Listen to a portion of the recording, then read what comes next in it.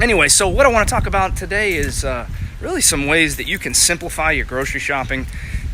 Get into a routine to where it just makes it a lot easier on you. So many people want to think too deep on this, and they're like, I don't know what to buy, I don't know what to eat, and life is stressful enough without having to overwhelm the process. So what I want you to do is learn a little bit about kind of my approach. And obviously coming up with a plan is huge. Those without a plan are planning to fail, and I know you've heard that. I say that a lot in my videos, and I'm a firm believer in that. But when it comes to grocery shopping, man, this is how you got to approach it. And I can sit here and tell you all day long that you need to be shopping the perimeter of the grocery store, and you've probably heard that.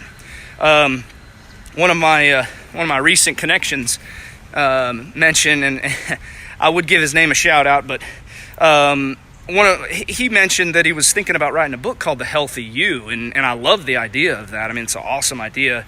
That's Chris Scoville, by the way, but he mentioned The Healthy You, and when you think about Healthy You, I mean, it's really the perimeter of the grocery store. But I want to dive in a little bit on that, because it's just not that simple. So here's the thing.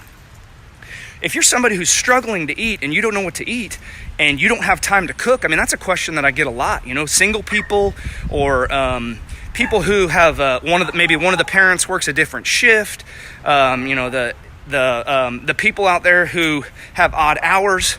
So there's always ways around it, and that's what I want to help you with today. So, it's pretty easy to go into a grocery store, pick up a freaking rotisserie chicken and a steamed bag of vegetables, and you've got multiple meals now, all in less than 5 minutes. But oftentimes we let the stressors of life overwhelm us, and we don't think outside the box. And so it's really that easy. All of my meals are all done in less than 30 minutes, typically around 20 minutes.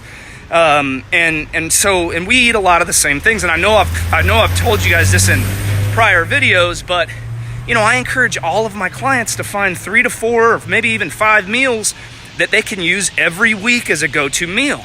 And it doesn't have to be the same old boring food. There's ways to change it up. I'll tell you what I do. We eat a lot of fish, and if you don't like fish, it could be chicken, it could be lean beef, it could be turkey, it could be whatever. But the thing with fish, and the reason I love it, and if you don't like fish, maybe you just haven't tried enough fish, because there's a ton of different fish that doesn't have a fishy flavor. And so, I love when people tell me they don't like something, because my question always is, well, when's the last time you tried it? Because there's science behind the fact that our taste buds change. And if you are a person who decided you didn't like broccoli 10 years ago and you haven't tried it since, well, I can tell you right now, there's a lot of ways to make broccoli that taste pretty damn good. But if you don't like that, there's always other vegetables. So what I want you to get out of this message is that you gotta start thinking outside the box. Get out of your comfort zone of when you go to the grocery store, because we're creatures of habit. And if you can find a few meals that can become go-to healthy meals for you throughout the week, it's going to simplify your life so much more. So what you can do is come up with a plan, and if you come up with a plan, and it's going to take some experimenting. If you're someone that's not eating healthy right now, or maybe you eat healthy sparingly, it's going to take a little bit of trial and error. But if you want to make a change, you put forth the effort. Everything is a process. So when it comes to my dinners, I mean, really, the way that I change those up, and this is what I want to talk about, is when I say simplify things, what I want you to start doing and really start thinking about, and this comes to every meal and every snack that you eat, should have some balance. And one of my mentors says there's no such thing as balance. And in most things, I believe him and I buy into it. But when it comes to nutrition, there's absolutely balance. So the way that I look at it is you should always have some type of protein, some type of carbohydrate source, and some type of fat. Now, I'm not talking to you. This is not for people that are following keto or any kind of super low carb diet, anything like that, but a really balanced diet. And that's what I believe in. That's what my clients do. I don't buy into super restrictive diets. So when you're going into a meal or a snack, it should always have some balance, and it can be as simple as this. A lot of people like to use fruit as a snack. And if you're someone who does that, you may notice if you eat an apple, you're hungry an hour later. And there's a way around that, and there's a reason for that, but there's a way around that. So buy a smaller apple and throw in a handful of almonds. Now you've got a fully balanced snack, and you don't have to overcomplicate that because you've got protein and you've got healthy fat in the almonds, and then you've got your apple, which is technically a carbohydrate source. So you have a fully balanced snack that is going to keep you full for a few hours. You're not going to be starving in an hour after you eat your apple. And you got a lot more nutrients in that because you added in the almonds with the protein and the fat. So I do the same things with my dinners every single night. And so the reason that I want to tell you the 3 or 4 meals thing is that it doesn't have to be boring. And people are like, well, I don't feel like eating the same thing over and over, or my kids won't eat this, my kids won't eat that. Your kids won't eat it because you're not offering it consistent enough. If you're giving in to my kids only want chicken nuggets, or my kids only want fast food, and we have to cook a separate meal, and I'll get into that on a whole nother topic, but this is the thing, man. So with my meals, this is how I approach them.